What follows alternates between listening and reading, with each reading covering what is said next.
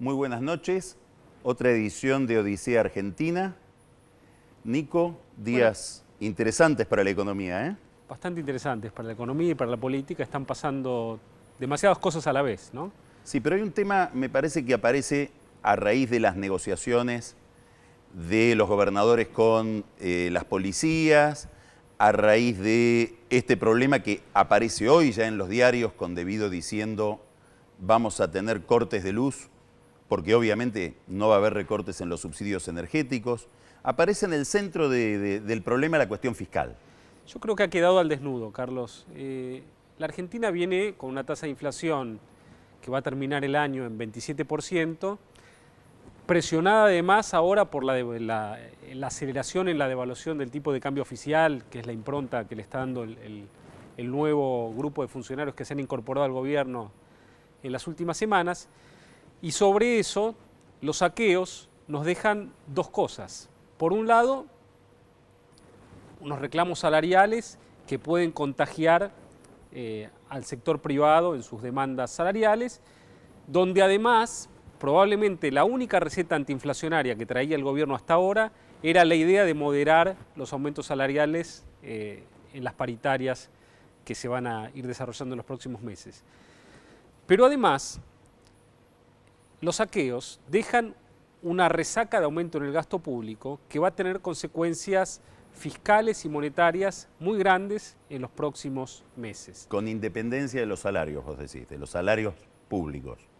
No con independencia, es decir, por los salarios públicos. Por los salarios públicos en primer lugar, porque el peso en el gasto público provincial del gasto en las fuerzas de seguridad, los salarios de las fuerzas de seguridad provinciales son unos 50.000 millones de pesos.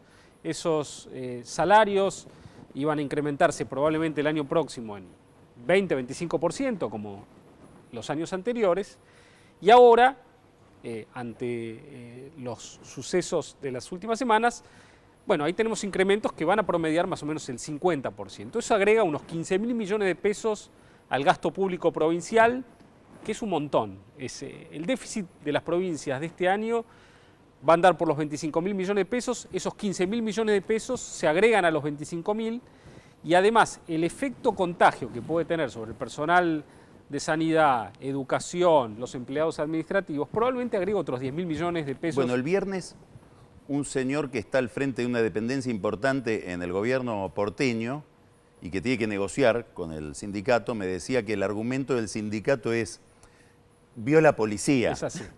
Pero Carlos, ahora, ante el temor del gobierno de que las provincias no puedan controlar por sí mismas la seguridad y que haya que poner en juego las fuerzas de seguridad nacionales, también va a haber aumentos para la federal, la gendarmería, la prefectura y el ejército.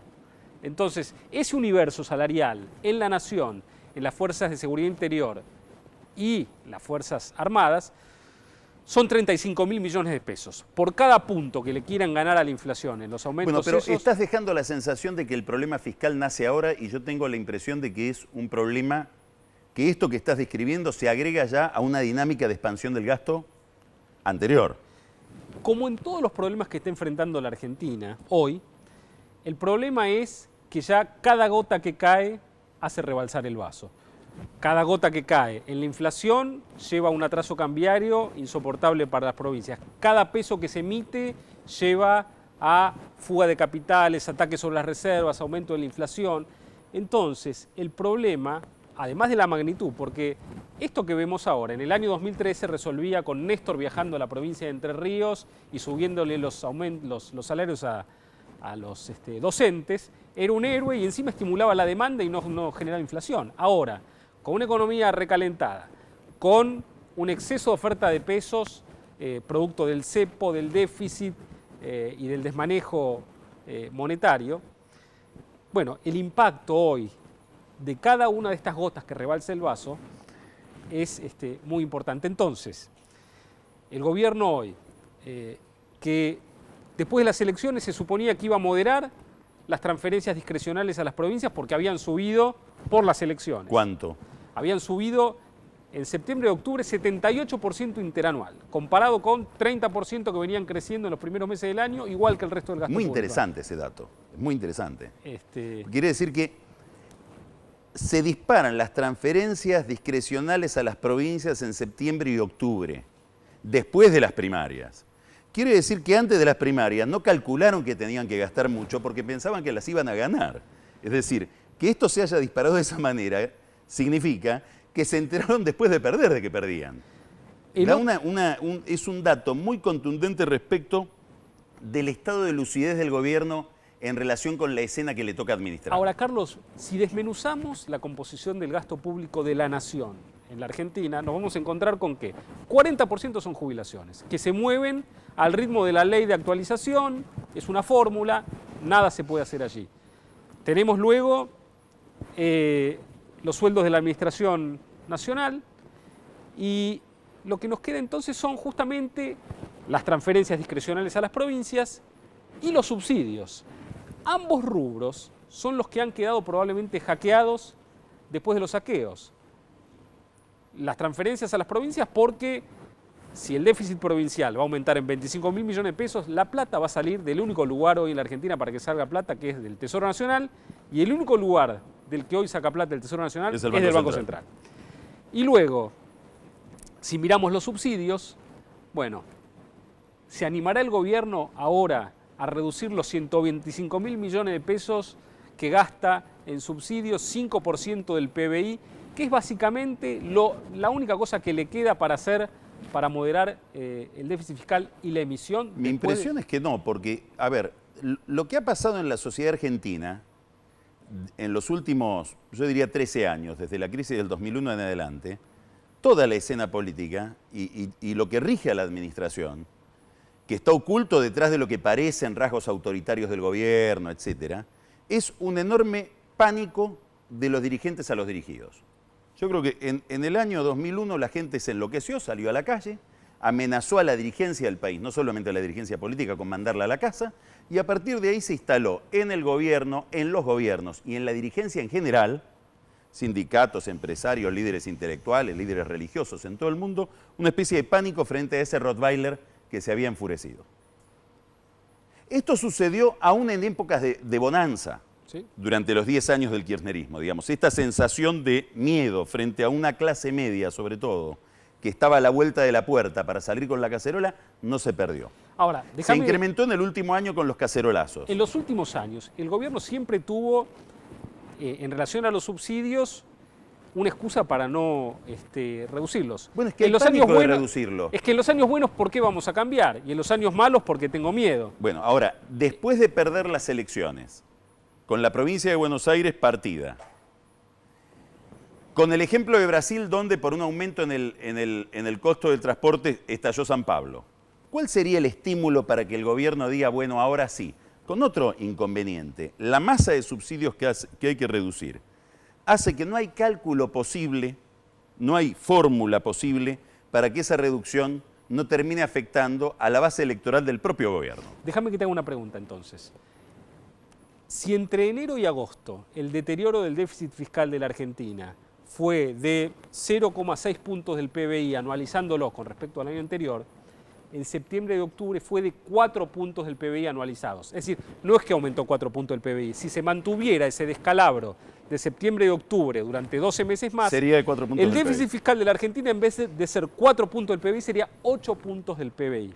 Entonces, la tasa de inflación de la Argentina hoy, que con 4 puntos del PBI que se emiten, dividido los 350.000 millones de pesos de la base monetaria, da la inflación que tenemos. Ese 30% de inflación que tenemos es el producto de dividir 100.000 dividido 350.000. Digamos, tan sencillo. Ahora, si emitiéramos 200.000 y la tasa de inflación se fuera a 60%,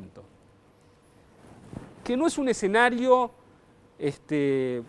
delirante. En Venezuela, Chávez enfrenta las elecciones, en las que fallece, de 2012 con una inflación de 20% y en unos pocos meses la inflación en Venezuela se fue al 50%, una vez que dejaron de reprimir todo lo que podían reprimir. Entonces, el gobierno hoy está enfrentado a decisiones muy difíciles, si las hace o si no las hace. Si uno ve los argumentos del gobierno, la primera impresión que tiene, el primer corolario que debe sacar, si uno mira el discurso de Capitanich frente al grupo Carta Abierta del sábado, es que no tiene noción clara de este problema. Ahora, con los saqueos han empezado a suceder determinadas cosas. La primera es que por primera vez los gobernadores hablan entre sí, digamos, con absoluto desdén respecto de si eso va a ofender o no a Cristina. Kirchner tenía prohibidas las reuniones de gobernadores, de gabinetes, de diputados. De pronto nos enteramos de que tuvieron que coordinarse entre sí, entre otras cosas por la defección del Gobierno Nacional, el Ministerio del Interior, la Jefatura de Gabinete, que miró el problema de las provincias como si fueran problemas uruguayos. En segundo lugar, tenemos otro dato. Los sindicatos empiezan ya, Moyano dice, yo también quiero. Y hay un proceso de unificación de la CGT que lleva en sí mismo el germen del conflicto. Digamos, esta CGT unificada es una CGT conflictiva. Me parece que acá hay dos datos que tienen que ver con la relación del peronismo con el gobierno. Después vamos a estar con Rafael Pascual y con Julio Bárbaro, con los que vamos a estar hablando de esto, que hay que mirar seriamente porque no encuentro cuál sería el interlocutor del gobierno frente a un grupo de gobernadores que le diga al gobierno hagamos de nuevo los números y frente a un sindicalismo que le diga hagamos de nuevo los números. Entre otras cosas porque esta crisis se tragó el incipiente protagonismo de Capitanich. Hoy tenemos 3 jefes de gabinete, Máximo en las sombras, Zanini en la penumbra y Capitanich hablando como un pastor electrónico todos los días. Entre los 3 no aparece cuál sería la estrategia que van a ofrecerle a la Argentina frente al sistema de números que estás planteando. Y tampoco sabemos qué piensa Kicillof de 2 problemas que eran la base de su estrategia. La contención del salario en 18, 19, 20% y la eliminación parcial de los subsidios. O sea que estamos de nuevo, como antes de que se cambie el gobierno o se reestructure el gabinete, ante más preguntas que respuestas. Yo te diría que vayamos ya a hablar con nuestros invitados de estos temas. Vamos a estar con, como dijimos recién, con Rafael Pascual, Radical, Julio Bárbaro, Identidad en Tránsito. Después vamos a tener una conversación referida a Jorge Bergoglio, Francisco, cumpleaños mañana, fue la tapa de la revista Time, es la tapa de New Yorker. Vamos a estar hablando de él con Guillermo Marcó, un sacerdote católico, y con Daniel Goldman, un rabino. También el Museo de la Década Ganada, la política a través del ojo de la cerradura con Carola Gil, los tweets de la semana y un par de comentarios muy interesantes que vamos a hacer con Nico al final del programa. Rafael. Buenas noches. Hola. ¿Bien? Bien, tal? bien, ¿cómo estás? Buenas noches. Don Julio. Buenas noches. Bien, bien. ¿Me equivoqué con la definición? No. ¿Identidad en tránsito? Pues la vida es un tránsito. Pero si alguien se fue del peronismo, creo que no fui yo.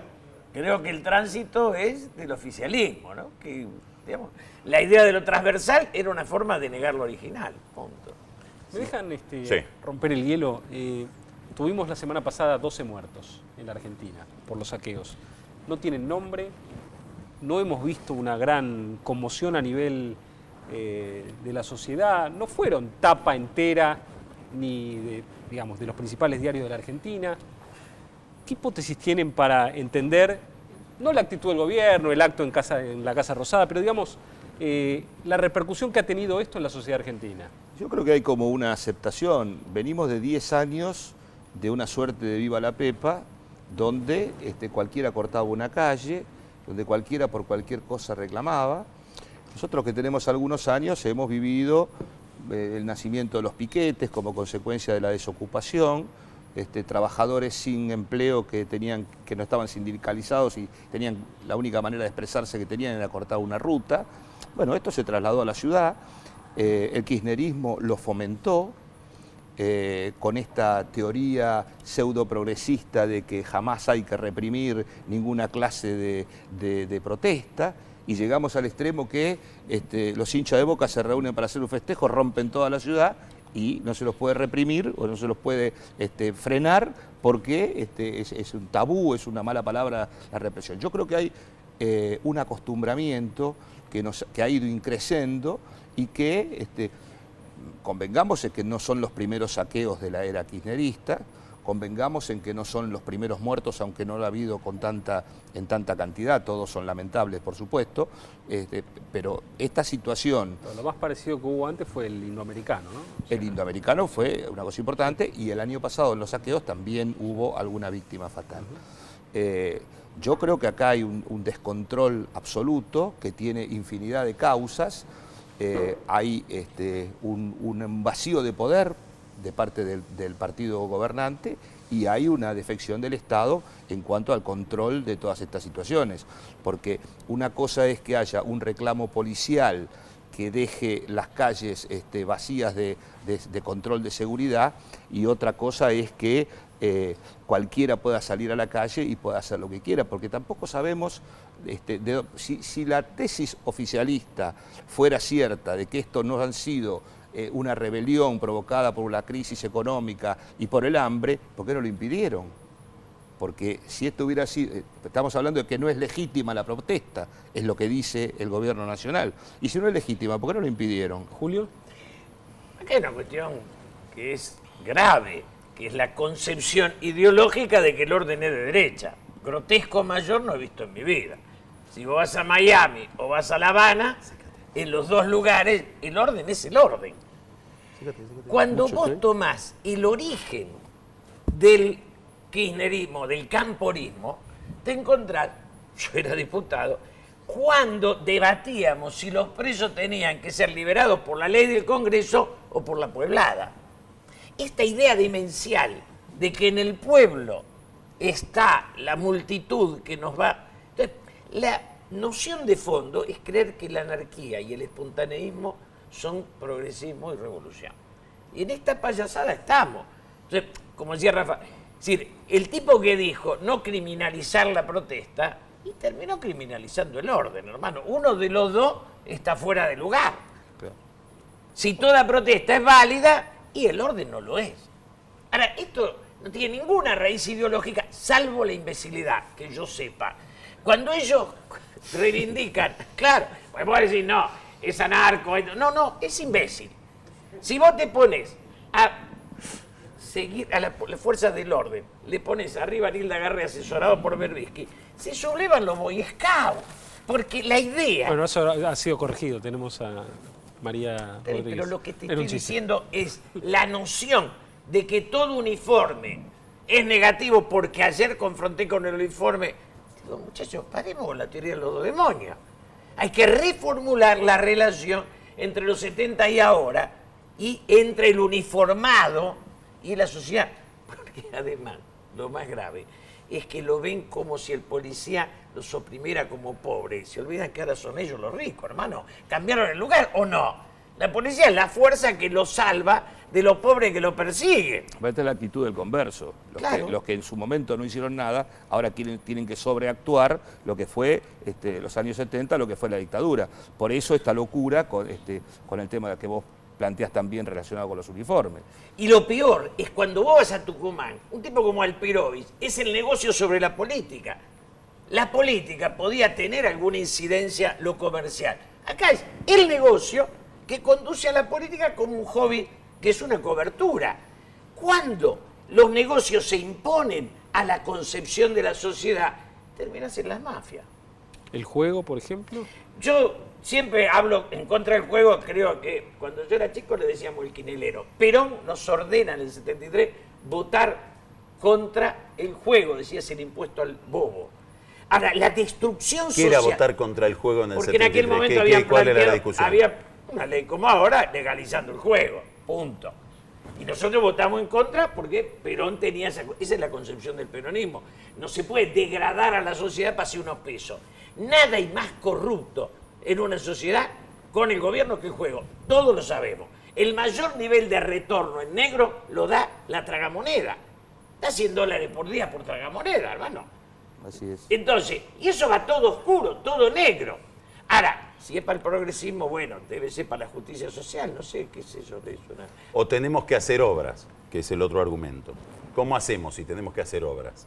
No hay por qué destruir la sociedad para hacer obra. Ahora, cuando vos juntás la obra pública más el juego y sobre eso haces un basamento y pones a carta abierta a que le diga que esto es el progresivo, ya el cocoliche es universal. Me parece que eso ha sido transversal a todo el En sistema definitiva, político. el modelo es robar. El modelo es robar, porque esta ha sido la intención y el único objetivo que ha tenido el gobierno. Por eso algunos radicales inclusive nos opusimos a la nacionalización de YPF cuando ha sido una bandera histórica de la Unión Cívica Radical, porque ninguna coherencia histórica te obliga a votar con los ladrones. Y el objetivo de esto, el único objetivo, es la corrupción. Ahora, el tema que para mí es grave es, el ciclo kirchnerista está agotado y el gobierno que venga, para mí va a ser un gobierno de coalición obligada. Porque si vos agarrás a Wiener, a Sanza, de la Sota, a Macri, a Massa, a los que pongas en la mesa, ninguno va a tener poder como para repetir la imagen de Menem o de Kirchner, de un poder absoluto, que es lo que los argentinos venimos eligiendo. Entonces va a haber pedazos de poder. Ahora, a la Argentina le falta un poder, un esquema de gobierno, un esquema político suficientemente denso como para poder administrar y entonces se requiere una coalición, o le falta lo contrario, Rafael, para vos. Le falta tensión entre actores, le falta reponer la competencia. No, acá lo que... Porque gobierno de coalición quería Kirchner, digamos. Lo de Kirchner fue un gobierno de coalición al Fue un comienzo. fue Se un llevó parte del radicalismo, Fue un intento. el frepaso. Fue un intento. No, al comienzo no. Cuando por eso hay una similitud con el 2003. A ver, En el 2003 el peronismo, en términos generales, fue con 3 o 4 fórmulas. Rodríguez A, tres Kirchner fórmulas. y... Kirchner, Menem y Rodríguez. Menem. Y el radicalismo también, porque fue con Moró, con López Murphy y con Carrió. Sí. Fue, digamos, en sentido amplio. Sí. Hoy la situación de dispersión es muy parecida. ¿Quién va a reemplazar a este gobierno que para mí está terminado como modelo y como gobierno en sí mismo? Lo va a reemplazar, debería reemplazarlo un liderazgo. Un liderazgo no va a surgir de acá al 2015. Puede surgir un candidato, liderazgo no va a haber. Hay que reemplazarlo por un equipo. Por eso hay que buscar un gran acuerdo. ¿Cuál es la diferencia con el 2003? Las PASO. Que las PASO permiten acuerdos como los que hizo UNEN en la capital. ¿Qué formato tendría ese acuerdo en tu imaginación para el 2015? Y las PASO ¿Qué tienen actores tendrían que salir de esas internas? la mayor cantidad posible. Yo creo que no hay límites. Yo creo que los que enunciaba Julio, el radicalismo, los sectores del peronismo disidente, el socialismo de Wiener, hasta Participando Macri, en una misma interna. participando en una misma interna. Las ¿Contra quién? contra el oficialismo, contra el actual oficialismo. Que vaya a Todos saber- adentro de una misma gran Para mí interna. esa es la mejor solución. Las PASO tienen esa ventaja y tienen también la desventaja que no se pueden recomponer fórmulas. Por lo tanto va a haber que agudizar el ingenio y la imaginación Claro, para porque que todos estén adentro. El que cede pierde su carrera política. Está bien, pero Carlos, Sí. lo que vos decías, coalición de Kirchner, Kirchner nunca dijo, no hay coalición de obedientes, la obediencia es otra cosa. Coalición es respeto al otro como un pedazo del Exactamente. poder. Nunca el kirchnerismo fue otra cosa que, flaco, obedece o sos enemigo. Ahí coalición no existe. Por eso él Existen construyó, cafeterías revolucionarias, que es otra cosa. después del 23%, construyó desde el poder. Su poder lo construyó desde el gobierno, Desde el Estado. desde el Estado, mejor ¿Cómo dicho. ves la idea de Rafael? Yo le veo como Esta idea de toda la oposición dentro de una misma interna. el presidente que venga va a ser aquel capaz de dialogar con todos los otros y coordinar la voluntad de los otros para construir políticas de Estado en las que se comparta y construir gobiernos de los mejores. La inteligencia no está en la política argentina hace décadas. Nosotros ponemos a los vivos. Llega un punto en que los vivos nos llevan a esto. Creo que hay que poner talento y hay que poner políticas de Estado. Esas dos cosas van a dar un cambio. No va a haber un presidente, pero sí alguien capaz de coordinar la voluntad de las partes. ¿Cómo te imaginas los próximos 2 años, Julio? Yo prefiero que la presidenta sea lo mejor posible, pero me parece que si el gobierno, cuando lo larga a Capitanich, Rasputín es de adentro, porque viste, el rasputinismo, como todo lo palaciego, se impone a lo público.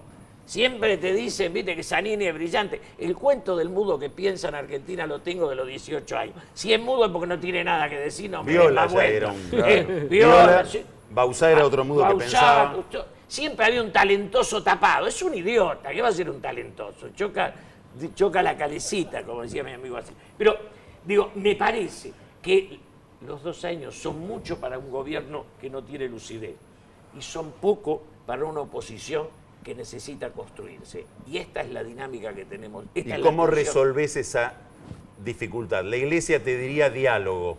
Yo digo lo mismo. Y acá estamos con el Rafa Pascual. No, diálogo con el gobierno. Y con el gobierno también. Sí, ¿por Si qué el no? gobierno no. Digo, Pero el gobierno en su es sordo. debilidad está obligado. El gobierno es sordo. Las reacciones del gobierno no escucha a nadie, ni quiere dialogar con nadie. Capitanich hizo ahora un simulacro de reuniones. ¿Cómo lo ves a Capitanicho hoy? Y yo, bueno, Después estas de eran esta experiencia. conversaciones que con Julio las hemos tenido muchas veces. Él había que esperar a que bajara la espuma de la cerveza, ¿no? Tuvo una impronta haciendo cosas que los otros no hacían, hablo de los del gobierno, hablar con los periodistas, hablar con la oposición, todo muy bienvenido. Pero bueno, cuando tuvo que resolver la cuestión gravísima de Córdoba, que después se extendió a las otras provincias, actuó como el kirchnerismo. Es decir, si no es mío, no es mi problema. Lo aunque hicieron sea en Argentina. actuar, ¿no? Lo hicieron. Bueno, no importa. Después hizo un gesto que es recibirlo de la Sota, que yo creo que lo deben querer matar por esa... Le falta recibir a Moyano. Diga, para dialogar. Porque esto de Vamos dialogar... a ponerle dos objetivos a Capitanich. Recibir a Moyano, a ver si se clave, anima, sí. y convocar una reunión de gabinete, porque es el jefe de gabinete. Bueno, eso es más contra la esencia del kirchnerismo. Bueno, no empieces a bajarte. Recién le proponemos el objetivo, vamos a ver, a lo mejor si mañana hacen nos da la eso, si sorpresa. hacen eso, creen Es en como No el- aguantás un round. Porque no, Es pedirle lo imposible. porque ¿para qué hace reunión de gabinete? Es que yo creo que Tenés no tiene otra salida a tenés esta que altura, pensar que el otro Capitanich. existe. La única salida que tiene biográfica Capitanich en la situación en que ha quedado es llamar a una reunión de gabinete y si se la prohíben, irse. ¿Cuánto hace que no se va nadie? Ahora, el último renunciante, ¿cuándo fue en serio? Bueno, se fue del Chaco. Pero yo quiero agregar a lo que decía Julio con respecto a tu pregunta de los 2 años que vienen. ¿Ustedes tienen noción, o todos podemos tener noción, de la vorágine de hechos que se han sucedido desde el triunfo de Cristina en el 2009?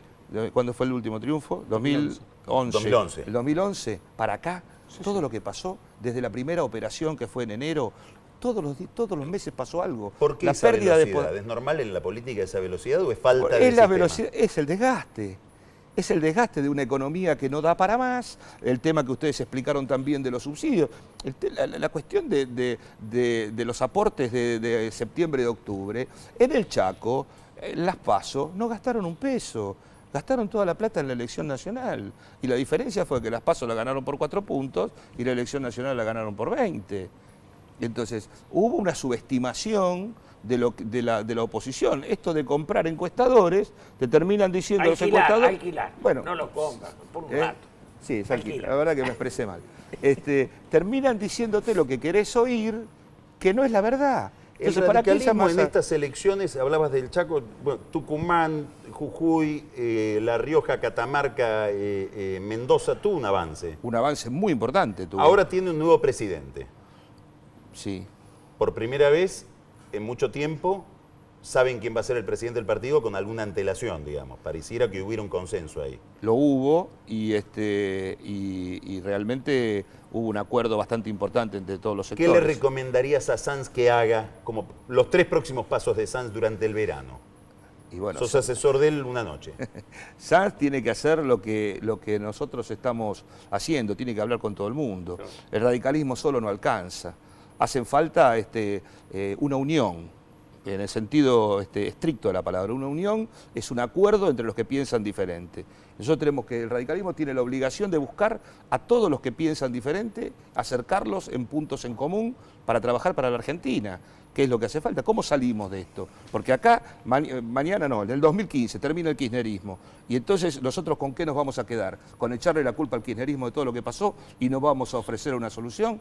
Esto no es lo que nos pide la gente. Ahora, La gente nos Julio, pide que... Una noche fuimos, Sí. con Sí. Rafa, Sanz y Aguad a cenar con el compañero Hugo Moyano. Así es.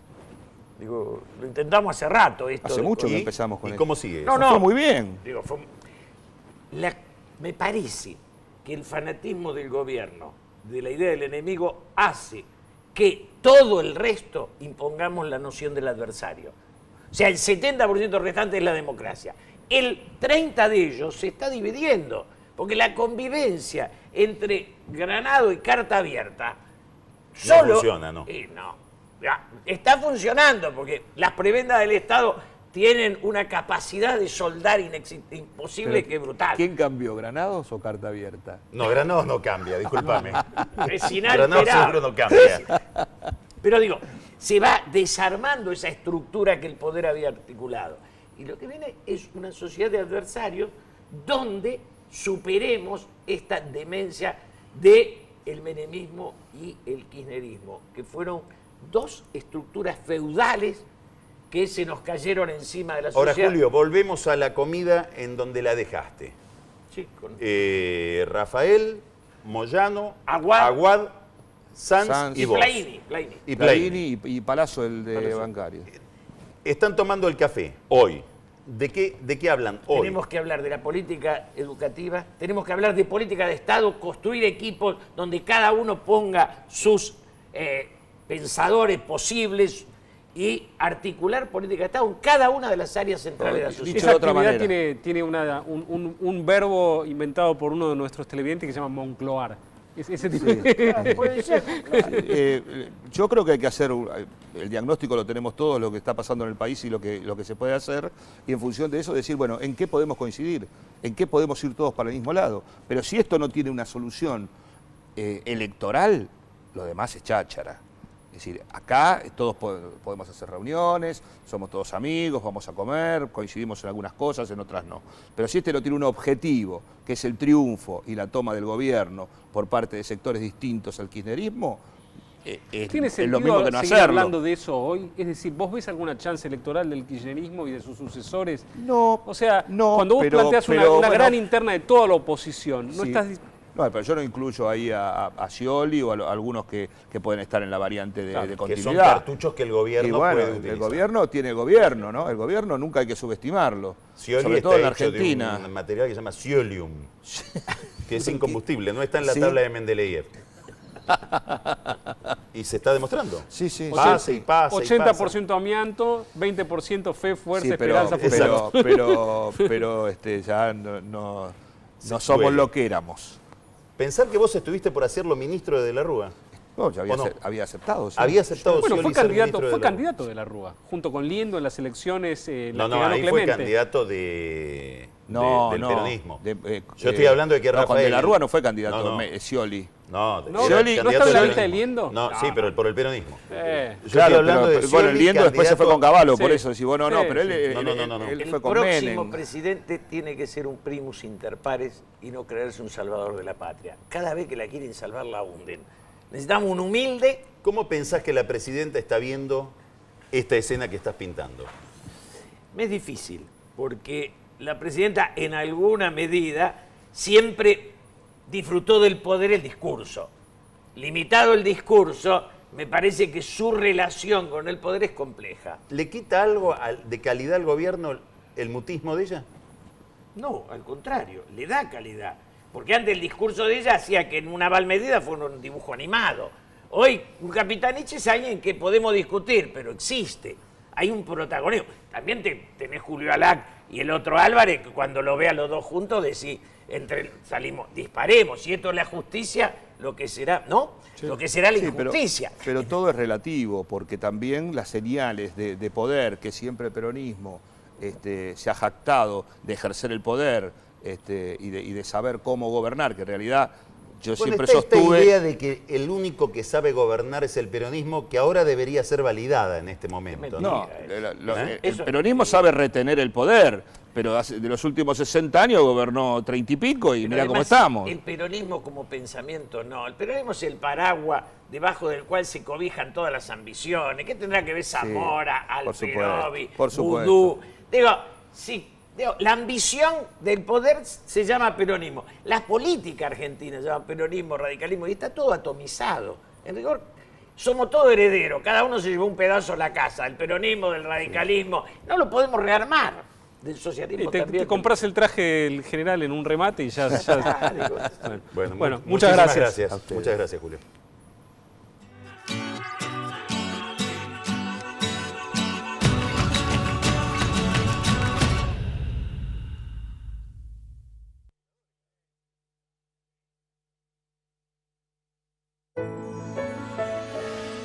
El mundo necesita compartir más momentos mágicos.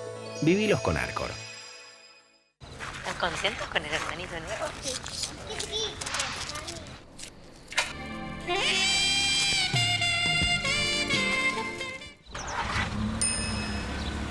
Gran Siena.